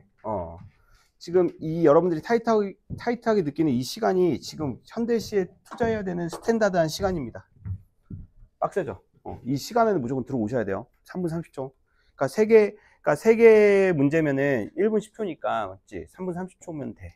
알겠어? 문제당 1분 10초라고 생각하면 돼. 현대시는 맥시멈. 자, 보자. 1번부터. 가에서 차라리 그 미개지로 가자라는 화자의 권유는 공동체의 터전, 공동체가 농경 문화의 전통에 바탕을 두고, 그렇다면 공동체의 터전이란 말은, 자, 성립될 수가 있고, 맞지? 확장한다. 그렇다면 이 공동체의 터전을 확장한다는 말이 있어요? 아니야. 건강한 생명력과 순수성을 회복하기를 소망한다라는 내용이 나와 있지. 그러니까 이 상태를, 그러니까 원래의 공동체의 순수한 상태가 있다면 그 상태로 회복하자는 거지. 그것을 확장이란 말은 없어요. 이 관념 자체가 없어요. 이 개념이. 맞아? 자, 순수성을 지켜나가려는 의식을 보여준다. 답 1번. 됐어? 자, 그러면 이제 넘어가면 되느냐? 넘어가면 되지 않고 4번하고 5번 있지. 2번에서 5번을 보면서 이거 왔다 갔다 거리면서 이해하고 넘어가면 돼. 이거구나 하고 넘어가면 돼. 답이 나왔으면. 알겠어? 자, 2번 볼게요. 기억과 니은을 비교한 내용으로 가장 적절한 것은, 자, 기억은 어디냐?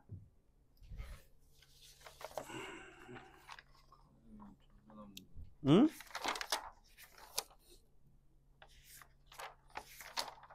정자나무 마을. 자, 정자나무 마을. 그 공동체의 공간이죠. 맞죠? 자, 그 다음에 니은은 그 골목이죠. 그 골목. 자, 이 밑줄 문제는, 자, 표현상의 특징을 물어보는 건지, 구절의 의미를 물어보는 건지를 확인하셔야 돼.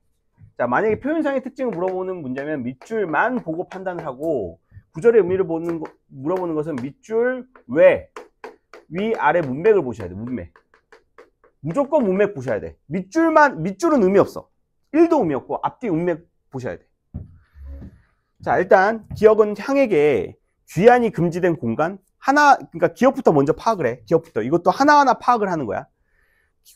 향에게 귀환이 금지된 공간? 아니야. 향에게 가자라고 하고 있잖아. 그 공동체의 공간으로. 응, 아니야. 2번. 향이 자기 반성을 수행하는 공간? 향이 뭐 부정적 인물이야? 자기 반성은 왜? 기억은 향이 본성을 찾아가는 낯선 공간? 자, 본성을 찾아가는 공간까지는 오케이. 좋아. 낯선 공간? 아니지. 원래의 공동체의 과거의 공간이니까 알고 있는 공간이잖아. 4번. 기억은 향이 노동과 놀이가 공존하던 공간? 노동과 놀이? 마지막 문단 보면 알겠지. 소박한 목숨을 가꾸기 위해서 맨발을 벗고 콩밭임을 하던. 콩밭임을 하다. 뭔가 밭일하는 거겠지.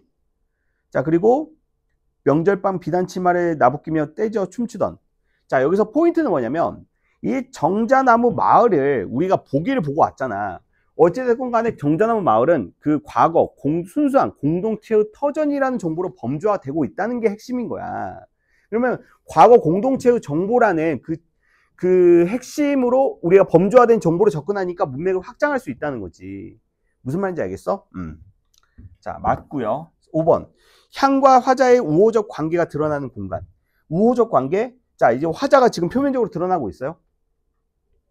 나와 함께, 나라는 말이 나오고 있어. 나. 없어. 그러니까 향을 뭔가 계속 부르고 있어. 향아, 여기로 가자. 이런 말이 나오곤 있지만 화자가 표면에 등장하고 있지는 않아. 무슨 말인지 알겠어? 향과 너와 내가 무엇을 했던 그 공간으로 가자. 뭐 이러면 우호적 관계가 나타나겠지. 화자하고 향과의 관계를 의미하는 그런 암시하는 구절은 없습니다. 맞아요? 답은 4번이에요. 4번. 자,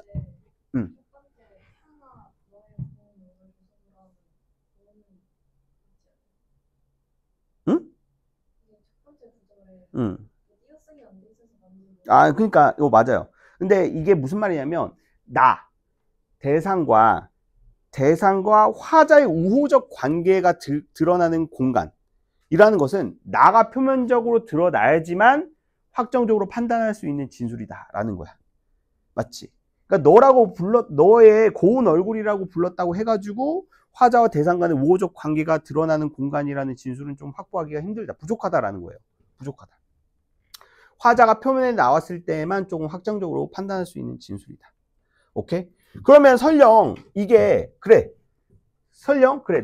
넓게 봐서 이것도 이제 판단 가능하다고 한다면 이거 뒤에까지도 보면 되겠지. 자, 니은은 아이들의 놀이가 사라지고 노동만 남은 공간이다. 보면은 자, 그 골목은 가장 햇빛이 안 되는 곳임이 판명되었고 일렬로 선 아이들은 묵묵히 벽돌을 날랐다. 우리가 3번 문제를 풀면서 밑에 거 선택지를 다 털고 왔을 거란 말이야. 맞지? 그러면은 이 유리라는 게 뭐였어? 유리라는 게 대중의 이성을 마비시키는 그 환영, 기만적 통치술에 해당되는 거고. 맞지? 그렇다고 그게 사라지고 난 뒤에는 골목에는 아이들이 묵묵히 벽돌만 날랐다라고 한다면 어때? 대중이 획일적으로 길들여진 상태구나, 이렇게 대응을 해볼 수가 있겠지. 맞아? 그러면 묵묵히 지금 일만 하는 공간으로 남고 있기 때문에 묵묵히 벽돌만 나르는 그 진술만 확보되고 있기 때문에 노동만 남은 공간이라는 진술은 적절한 진술이라고 볼 수가 있어. 자, 5번은 설령 앞부분의 내용이 판단이 정확히 안 됐다, 이것도 그냥 애매한 것 같다, 이렇게 판단이 될 수가 있겠지. 실제 시험에서는 이게 딱딱딱딱 판단이 안 될 수도 있어. 맞아? 그러면은 이제 니은도 같이 보는 거지. 아이들과 그의 상생관계가 드러나는 것이다. 상생관계는 뭐야? 내가 살아야지 너가 살고 너가 살아야지 내가 사는 관계야. 맞지? 이와 입술과 이의 관계, 숙망치한의 관계, 뭐 그런 관계야. 근데 나가 표면적으로 드러나 있어요? 드러나 있지 않아요. 자, 답은 4번으로 범주화 시킬 수 있겠네요. 초점화 시킬 수 있겠네. 자, 그 다음에 1번. 가는 과거를 회상하며 현실을 관망하는 태도를 드러내고 있다. 자, 과거를 회상하며 현실을 관망한다. 관망한다라는 것은 어때? 거리감을 두고 바라본다는 거지. 맞지? 관망이라는 말에는 관망 이런 말에는 정서 표현이 들어가 있으면 돼, 안 돼? 안 돼. 근데 우리가 보기에서 봤잖아. 현실을 비판적으로 바라보고 있다고. 현실을 비판하고 있으면 현실을 관망할 수가 없어요. 맞죠? 현실을 비판적으로 바라보고 있는데 어떻게 현실을 관망을 해? 맞지? 2번. 나는 상징성을 띤 사건의 전개를 통해 주제를 암시하고 있다. 그렇지? 어떻게 보면 권력의 기만적 통치술이라는 주제의식을 이렇게 유리로 된 담장 깨트림, 그리고 아이들이 묵묵히 벽돌을 나름, 어떻게 보면은 상징성이 띈 그런 우위적인 어법으로 나타내고 있기 때문에 답은 2번으로 봐야 돼. 자, 음성 상징어를 활용해서 상상세계의 경이로움을 나타내고 있다. 음성 상징어. 자, 여기서 보면은 여기서 이제 여러분들이 선지 공부를 해야 될 게, 뭐 음성 상징어가 나타났으면 그 작품을 풀 때 음성상지가 있으면 이런 것들을 자, 하나하나 다 찾아보세요. 그러니까 이제 문제를 풀고 나서 답지는 제가 오늘 저녁, 빠르면 오늘 저녁에 올려드릴게요. 이제 문제를 풀고 나서 이제 피드백 하실 때에는 실제로 이제 이 해당 선택지가 이제 작품에 쓰였는지 안 쓰였는지를 한 번씩 다 확인을 해보세요. 알겠죠? 자, 넘어가겠습니다.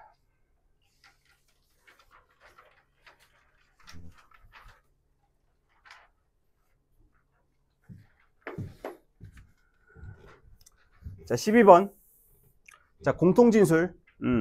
공통진술 있고, 생명체의 풍요로움을 감각적으로 형상화하거나 생명 파괴의 현실을 극복하는 모습을 형성한다. 자, 공통진술 보니까 서로 다른 내용을 언급하고 있죠. 맞죠? 앞부분은 뭐야? 앞부분은 가. 그리고 뒷부분은 뭐야? 나에 대한 내용이겠네. 맞지? 그러니까 공통진술도 방금 전에 풀었던 것처럼 가나에 모두 적용되는 공통점에 관련된 공통진술일 수도 있고, 가와 나에 각기 적용되는 공통진술일 수가 있어. 그러니까 우리가 문제를 풀 때 가에 대한 내용, 나에 대한 내용 이렇게 읽으면서 이제 1대1 대응하는 관계로 문제를 풀 거란 말이야. 그게 이제 그렇게 1대1 대응하는 관계로 푸는데, 근데 아무리 봐도 가와 나에 대한 내용이 없어. 그럼 어때? 위에 가서 공통진술도 확인해보라 이 말이야. 맞지? 자, 가의 한여름은 생명체의 풍요로움을 감각적으로 드러내고 있네. 자, 읽어보면은 봐봐. 가는 만물의 조화로운 성장과 충만한 생명력에 자족하는 태도. 어때? 딱 읽어보니까 가에 대한 내용을 너희들 읽어보니까 어때? 그냥 긍정적인 대상을 긍정적으로 바라보고 있다. 뭐 이런 식으로만 내용이 나와 있잖아. 뭐 판단할 게 없어. 그냥 다 긍정적으로만 보면 돼. 맞아? 그렇기 때문에 봐봐. 1번도 바로 판단이 되겠지. 뭐 생명체의 풍요로움을 감각적으로 드러내는. 자, 나는 생명 파괴의 현실을 이겨내는 시간적 배경으로 설정되어 있군. 그렇지. 가는 긍정적으로, 나는 어때? 부정적으로. 이렇게 보는 보기의 입장을 그대로 반영하고 있다. 이렇게 봐야 될 것 같아. 자, 그리고 가는 울타리는 만물이 함께 살아가는 공간을 드러내는 경계. 그렇지. 나의 골짜기는 인간의 욕망이 투영된 장소로 제시되어 있군. 한번 파악을 해볼까? 인간의 욕망 일단 있어? 인간의 욕망? 자, 인간의 욕망 있지. 자, 그럼 앞에 가서 확인해 보는 거야. 자, 골짜기 어때? 벌목의 슬픔이래. 벌목은 누가 하는 거야? 인간이 하는 거야. 맞지? 인간이 이제 인간의 욕심으로 인해서 무자비하게 나무를 이제 썰어가는 것을 말하기 때문에 욕망이 투영된 장소, 적절한 선택지인 것 같아. 4번. 가의 넌출은 어우러진 생명들이 가에 대한 내용은 거의 판단할 게 없어. 맞지? 나보자. 나의 홀씨는 공존하던 생명체들이 흩어지게 되는 계기, 원인을 드러내고 있군. 한번 볼까? 자, 일단은 이게 위에 있어, 없어? 위에. 일단은 이 내용이 공존하던 생명체들이 뭔가 흩어지게 된다. 어떠한 계기로 흩어지게 된다라는 내용이 있어, 없어? 일단 위에. 없지. 답을 골라도 돼. 근데 한번 확인해 봐도 되겠지? 한번 확인해 보자. 없으면 답을 골라도 돼. 자, 봐봐. 삶게 썩어갈수록 바람은 더 높은 곳에서 우리를 흔들고 이윽고 잠자던 홀씨들이 일어나. 자, 바람이 우리를 흔들고 홀씨들이 일어나. 바람이 흔드는 게 원인, 홀씨들이 일어나는 게 결과. 그 홀씨들이 일어나는 것이 또 어때? 버섯이 피어나는 결과로 영향을 주고 있어. 맞지? 얘가 얘한테 영향을 주고 얘가 이렇게 영향을 주는 거야. 무슨 말인지 알겠어? 그렇다면 생명체들이 흩어지게 되는 계기가 아니라 오히려 생명체들을 탄생하게 되는 계기로 봐야 되겠지. 맞니? 그러니까 뭘 봐도 정답인 거야. 그러니까 이렇게 1대1 대응 관계를 봐도 이건 없기 때문에, 보기에서 정보가 범주화되지 않기 때문에 아웃이 되기도 하고, 그리고 본문과 대응을 해봤을 때도 아웃이기도 해. 어찌됐든 간에 무조건 3번이 답이 될 수밖에 없다는 거야. 그러니까 답을 이렇게 딱 골라 놓고서는 어때? 나머지 선택지들을 보면서 이제 나머지 그 가와 나에 대한 작품을 이해하는 거야. 됐어? 자, 그 다음 11번. 기억 미음의 시적 기능에 대한 설명으로 적절하지 않은 거. 자, 보면은 봐봐. 1번. 기억을 반복하고 변주하여. 자, 표현상의 특징이죠. 체전에서 겪을 수 있는 경험의 소중함을 느끼게 하려는 자, 화자의 의도를 드러내고 있다. 자, 여기에서 조금 더 디테일 잡아볼게. 우리가 선택지를 보면서 판단을 해야 되는 표현과 판단을 굳이 할 필요가 없는 표현들이 있어. 화자의 의도를 드러내고 있다, 주제의식을 드러내고 있다, 강조하고 있다, 이런 말들은 굳이 판단 안 해도 돼. 맞아?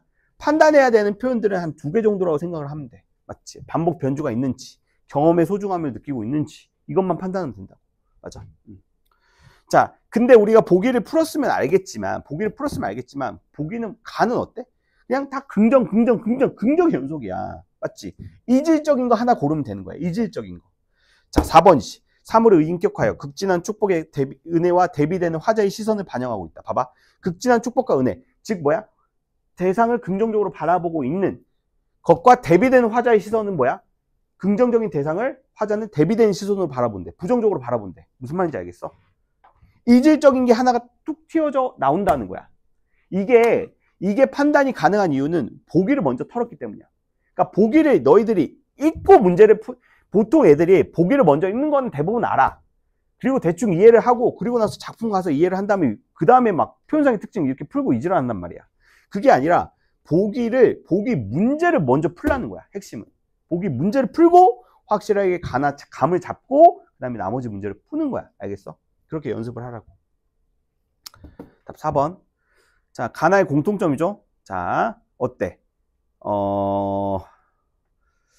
뭐냐?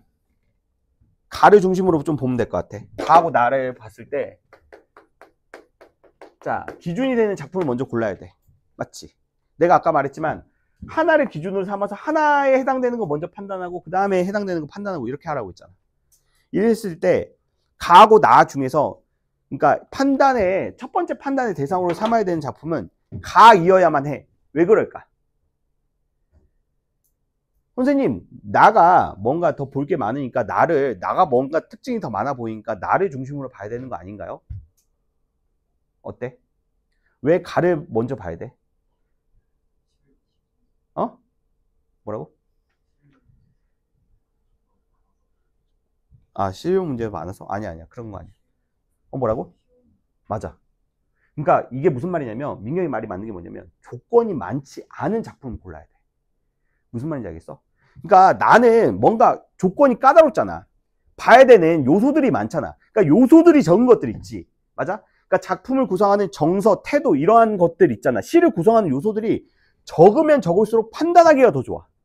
빠르게 판단이 된다는 거야. 알겠어? 근데 나는 어때? 나는 뭐도 봐야 돼. 나는 인간의 욕망과 상처와 고통으로 황폐화된 현실, 자, 부정적인 현실도 나오고 이것을 이겨내는 강인한 생명력으로 변화시키는 모습, 많아. 그러니까 가보다는 훨씬 까다롭다는 거야. 맞지? 물론 별거 없긴 한데 가는 어때? 만물의 조화로운 성장과 충만한 생명력이 자족한데도 얼마나 심플해. 맞아? 그러니까 조건이 적은 작품을 기준 정보로 삼아서 먼저 턴다는 거야. 오케이? 맞고 비관 안 되죠? 그러니까 이런 것들이 빨리빨리 판단이 된다는 거야. 맞지? 단순한 작품일수록 이게 빨리빨리 판단돼. 자, 풍경을 관조적으로 응시하는 시선? 관조는 어때? 정서 드러나면 안 되지. 맞지? 인간의 행위에 대한 우호적 관점을 중재로 중심 대상의 심미적 속성을 강조하고 있다. 되고. 장소에 대한 부정적 인식을 심화하여. 안 되고. 맞지? 됐어? 자, 그 다음에 여기서 이제 나에 해당되는 거 고르면 되겠지. 맞아? 나는 어때? 인간을 비판적으로 바라봤으니까 답은 1번. 오케이? 오케이. 알겠어?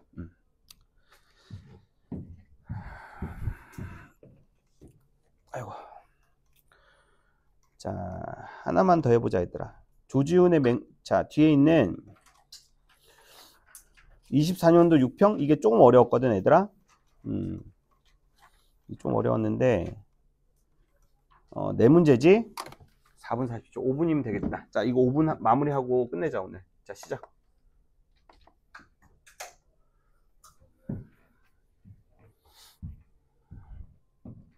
자, 이거 보기 문제가 좀 어려워.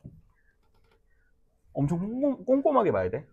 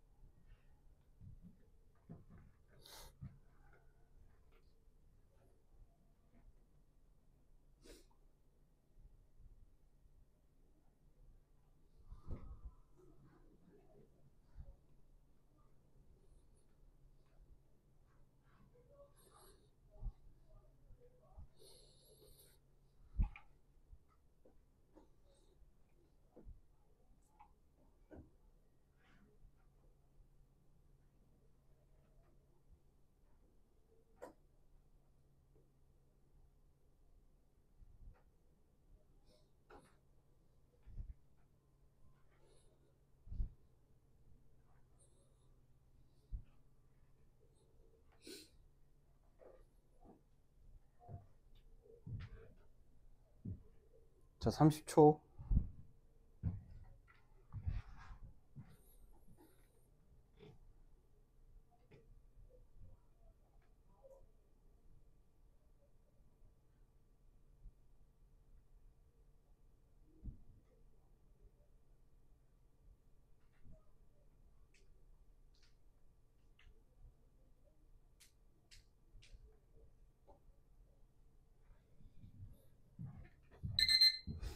잠깐만. 자, 어렵지? 지금 이때 시험이 제가 기억나는 게 이 현대시가 어려웠어요. 맞죠? 이 현대시를 지금 정해진 시간 동안에 만약에 다 풀 수 있었다 이러면은 확률적으로 봤을 때 이 시험에서 2등급 이상 확보할 가능성이 매우 높았을 겁니다. 오케이. 자, 무조건 그럴 것이다 이게 아니라 뭐 확률적으로 그렇다는 거예요. 자, 15번 먼저 풀어야 되겠죠? 자, 가는 부재하는 임을 기다리며 더 나은 세상에 대한 바람을 드러내고, 맞지? 부재하는 임, 시적 대상이죠. 기다리며 더 나은 세상에 대한 바람, 뭔가 위시, 맞지? 위시를 드러내고, 나는 봄과 같은 세계에서 대상들과 함께 자유를 누리려는, 시적 대상들과 함께 자유를 누리려는, 자, 이것도 위시를 드러내고 있네요. 맞죠? 둘 다 소망의 정서야. 자, 가는 근데 대상의 의미를 부여하는 화자의 시선이 두드러지는 작품이고, 나는 어때? 대상들의 모습이 두드러지는 그런 차이점이 있대요. 맞죠? 자, 봅시다. 1번부터. 가의 화자가 바라는 세상은 해돋는 아침과 같이 어둠을 벗어나, 자, 밝음을 회복한 세상일 거야. 자, 해돋는 아침과 같이 어둠을 벗어나. 자, 바로 볼까요?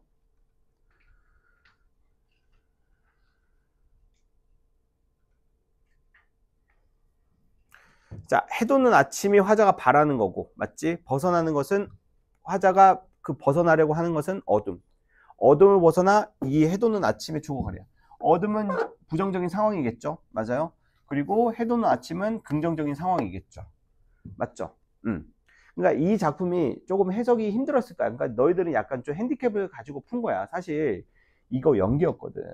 이거 연기여가지고 이거 푼 애들은 가래 다 알고 풀었어. 맞지?